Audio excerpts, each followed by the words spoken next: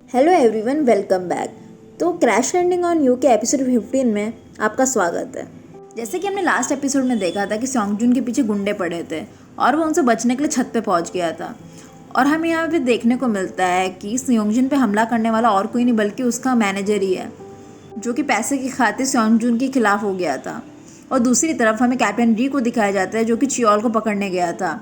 और जैसे कि मैंने लास्ट एपिसोड में कहा था कि साउथ कोरिया की पुलिस भी उसके पीछे पड़ी थी और वो भी कैप्टन री के साथ साथ उसका पीछा करते हुए चियोल के पास पहुंच जाता है। और हमें चियोल को दिखाया जाता है, जिससे नॉर्थ कोरिया से मैसेज मिलता है कि कैप्टन री के बाप ने उसी के खिलाफ चाल चल दी है। तो अभी कैप्टन री से बचने का बस एक ही रास्ता है कि कैप्टन री को साउथ कोरिया में ही मार दिया जाए।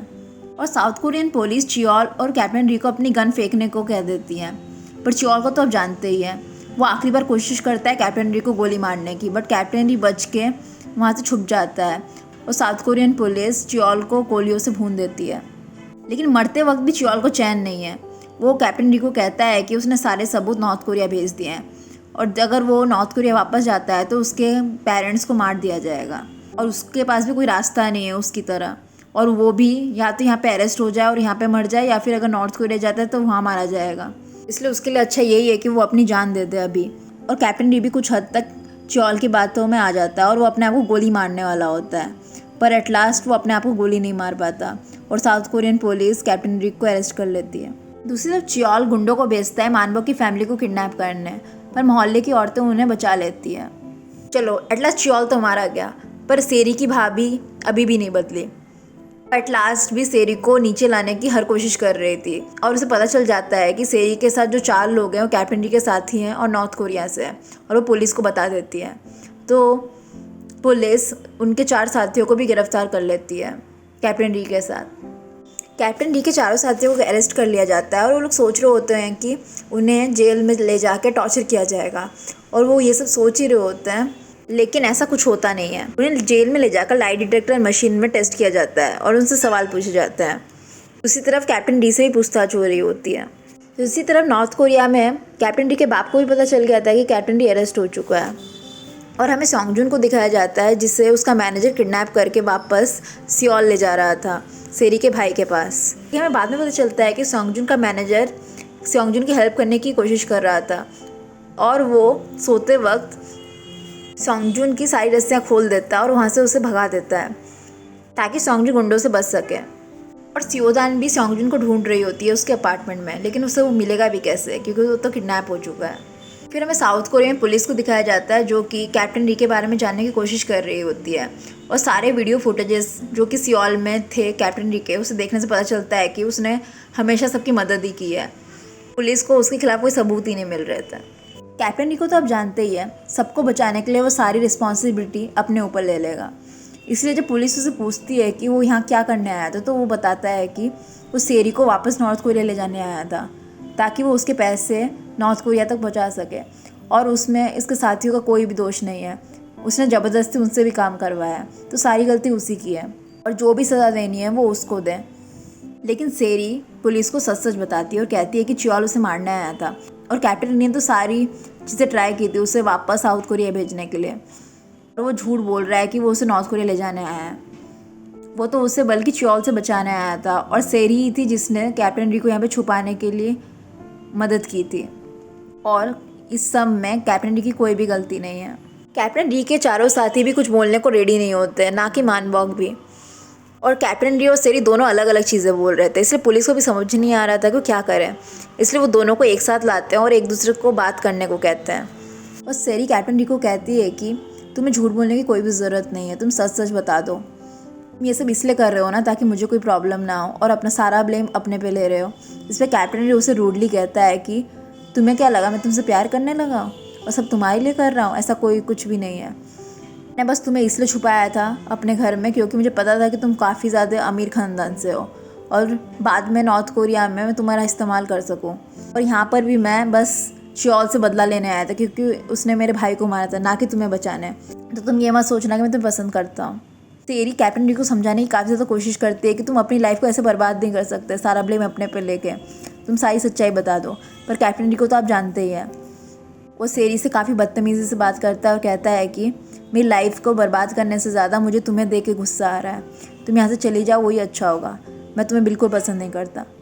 और सेरी काफ़ी ज़्यादा टूट जाती है सब सुन के कैप्टन री के मुँह से, और वहाँ से चली जाती है। और सेरी जब वहाँ से चली जाती है तो कुछ देर चलते ही वो वहाँ गिर जाती है, क्योंकि कैप्टन री की बातें वो सहन नहीं कर पाती। तो बाद में पुलिस जाके कैप्टन री को बताती है कि तुमसे बात करने के बाद सेरी बाहर जाके बेहोश हो गई। तुम उससे ऐसा कैसे बात कर सकते हो, वो बीमार है, तुम फिर भी तुमसे बात करने आई थी, लेकिन तुमने उसे ऐसे जाने को कह दिया।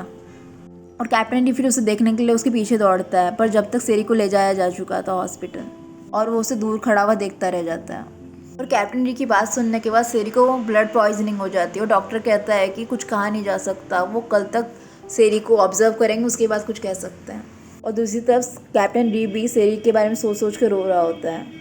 और सॉन्गजुन भी गुंडों से भागकर कैप्टन री के मोहल्ले में ही पहुंच गया था, और वो जाके मोहल्ले की औरतों को कहता है कि फ़ोन अपना चार्ज करना चाहता है, और वहाँ पे खाना भी खाता है। बाद में वो सियोदान को कॉल करता है कि वो कैप्टन री के घर के बाहर है। सियोदान फिर सॉन्गजुन की आवाज़ सुन के काफ़ी ज़्यादा खुश हो जाती है और कहती है कि तुम्हारे अपार्टमेंट को क्या हुआ, वो सारा ऐसा बिखरा हुआ क्यों था, और तुम कहाँ पर हो। और सॉन्गजुन फिर कैप्टन री के घर में ही छुप जाता है, और वहाँ पर सियोदान भी पहुँचती है और कहती है तुम यहाँ क्या कर रहे हो।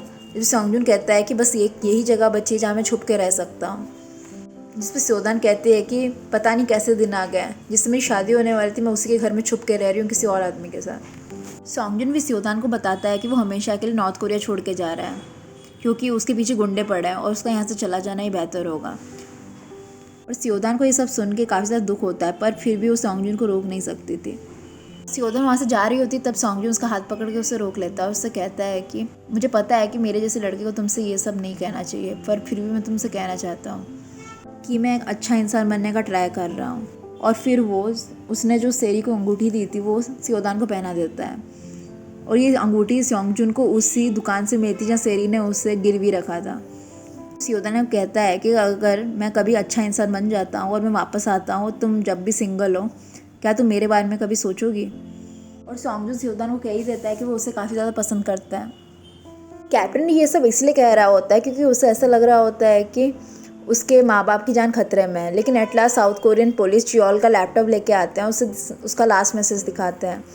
उसमें उसे पता चलता है कि उसके बाप ने कैप्टन री के वापस आने का सारा इंतज़ाम कर लिया है, और उसने चियोल के सारे प्रूफ से भी कैप्टन री को बचा लिया है, और चियोल मरते मरते भी उसे झूठ कह रहा था। ये सुन के कैप्टन री में जान आती है और वो पुलिस को कहता है कि सेरी कैसी है। इसमें उसे पुलिस बताती है कि अगर तुम्हें सेरी की इतना चिंता है तो तुमने उससे ऐसे बात ही क्यों की, उससे की तबीयत काफ़ी ज़्यादा ख़राब है। सियोदान फिर सॉन्गजुन को एयरपोर्ट छोड़ने आती है, और उससे बिना बाय किए वहाँ से जा ही रही होती है, तभी कुछ गुंडे उसके पीछे पड़ जाते हैं और सियोदान को किडनैप कर लेते हैं। बाद में सॉन्गजुन को कॉल आता है कि सियोदान उनके कब्ज़े में है, अगर वो उसे बचाने नहीं आया तो वो उसे मार डालेंगे। लेकिन सॉन्गजुन उसे कहता है कि वो उसे नहीं जानता, और उसकी फैमिली काफ़ी ज़्यादा रिच है और पावरफुल भी। अगर उसने सियोदान को कुछ भी किया तो वो उसे छोड़ेगी नहीं। जिस पे गुंडे कहते हैं कि उन्हें कोई फ़र्क नहीं पड़ता, अगर वो नहीं आया तो सियोदान को मार डालेंगे। दूसरी तरफ सेरी को दिखाया जाता है हॉस्पिटल में, जिसकी तबीयत काफ़ी ज़्यादा ख़राब हो गई होती है। पुलिस से कैप्टन री को भी चीज़ पता चल जाती है, और वो भी हॉस्पिटल की तरफ दौड़ता है सेरी को देखने के लिए। और एट लास्ट सॉन्गजुन को भी दिखाया जाता है नॉर्थ कोरिया में, जो कि सियोदान के बारे में सोचता है और फिर अपनी टिकट्स फाड़ देता है और सियोदान को बचाने के लिए निकल पड़ता है। वो अपनी गन लेके आता है और एक एक करके सारे गुंडों को मार डालता है, लेकिन उसे भी गोली लग जाती है और सॉन्गजुन वहीं गिर जाता है। और वो देखता है कि सियोदान उसके पीछे दौड़ रही है उसे बचाने के लिए, और सॉन्गजुन मन ही मन सोचता है कि उसे ऐसा लगता था कि जो मरेगा तो कोई भी उसके लिए रोएगा नहीं, पर वो गलत था। एक है जो उससे काफ़ी ज़्यादा प्यार करता है, उसके जाने के बाद काफ़ी ज़्यादा रोएगी भी, और वो इस चीज़ के लिए खुश भी और दुखी भी। सेरी की तबीयत काफ़ी ज़्यादा ख़राब होती है और वो कोमा में चली जाती है, और वो वहाँ सोच रही होती है कि अगर उसे फिर से मौका मिलता कि वो फिर से पीछे जाकर तो सब कुछ बदल सके और वो पैराशूट ग्लाइडिंग पे ना जाए, तो वो ऐसा नहीं करती, बल्कि वो फिर से वही सेम चीज़ें करती जो उसने पहले की थी, ताकि वो कैप्टन री से वापस मिल सके। लेकिन कैप्टन री मन ही मन सोच रहा होता है कि अगर उसके पास मौका होता तो वो सेरी से कभी नहीं मिलता, ताकि सेरी हमेशा खुश रहे। और दूसरे सॉन्गजुन को भी गोली लगी थी और उसे भी हॉस्पिटल ले आ जा रहा था। और यहीं पे एपिसोड 15 का एंड हो जाता है, और हमें लास्ट में देखने को मिलता है कि एक तरफ सॉन्गजुन की गोली लगने से मौत होने वाली है, और दूसरी तरफ सेरी की भी तबीयत ख़राब है और वो कोमा में जा चुकी है, और उसके बचने के चांसेस भी काफ़ी ज़्यादा कम है। तो आपको क्या लगता है, क्या सॉन्गजुन और सेरी दोनों बच पाएंगे या फिर नहीं? आप मुझे कमेंट करके बताइए। और जैसे कि एपिसोड के लास्ट में एक एपिलॉग दिखाया जाता है, और एपिलॉग में दिखाया जाता है कि पुलिस कैप्टन री के बारे में जानने की कोशिश कर रही होती है सीसीटीवी फुटेजेस के द्वारा। तो उसको एनालाइज करके पता चलता है कि कैप्टन री हमेशा सेरी को ही देखता रहता है और काफ़ी ज़्यादा उससे प्यार करता है। जब पुलिस कहती है कि तुम्हें इसके लिए सीसीटीवी देखने की भी ज़रूरत है, ये तुम्हें पहले से पता है। और एपिलॉग यहीं पे ख़त्म हो जाता है। तो हम नेक्स्ट वीडियो में देखेंगे कि क्या सेरी और सॉन्गजुन दोनों बच पाएंगे या फिर नहीं। और ये इस सीरीज़ का लास्ट एपिसोड होगा। तो प्लीज़ मेरे चैनल को लाइक एंड सब्सक्राइब कर दीजिए और मुझे कमेंट्स करके बताया कि आपको ये सीरीज़ कैसे लगी। और मैं मिलूँगी जल्दी नेक्स्ट वीडियो के साथ। तब तक के लिए सी या।